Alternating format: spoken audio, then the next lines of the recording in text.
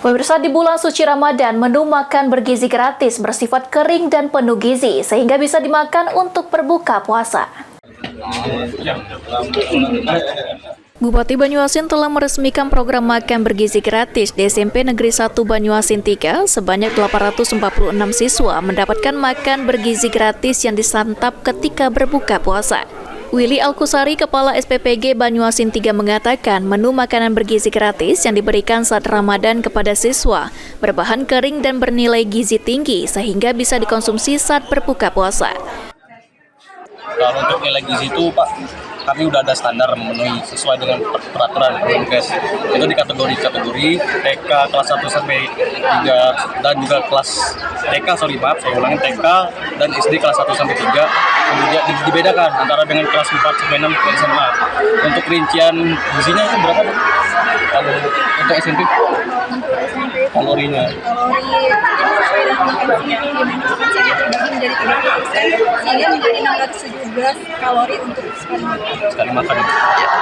Hari ini di bulan puasa ini yang dibagikan jenis makanan apa nih? Itu bentuk makanan kering-kering, kayak kue-kue kering. Hari ini menunya itu kue pie brownies, kemudian kurma, telur, dan juga ada energen. Jadi artinya nilai gizinya udah sesuai ya? Sudah kami hitung, kami sesuaikan dengan kebutuhan angka gizi anaknya.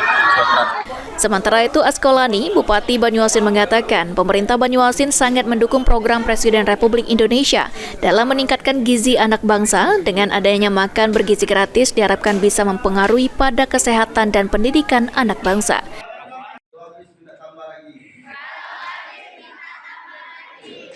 Banyak sekali manfaatnya bagi anak kita, terutama untuk meningkatkan gizi kesehatan masyarakat kita yang malnutrisinya juga akan terpenuhi nanti ke depan, dan dampak yang lain ini banyak juga seperti selain pendidikan ini kesehatan, yang kedua masalah ketahanan pangan, keempat masalah UMKM, dan tentunya saya berharap tadi dengan agenda Willy yang kaitan menyiapkan makan bergizi gratis SPPG-nya untuk memberikan mendapatkan makanan itu dari Kabupaten Banyuasin sendiri seperti telur, sayur mayur, udang, ikan, dan semuanya tersedia di Kabupaten Banyuasin. Ridho Ilahi, PAL TV.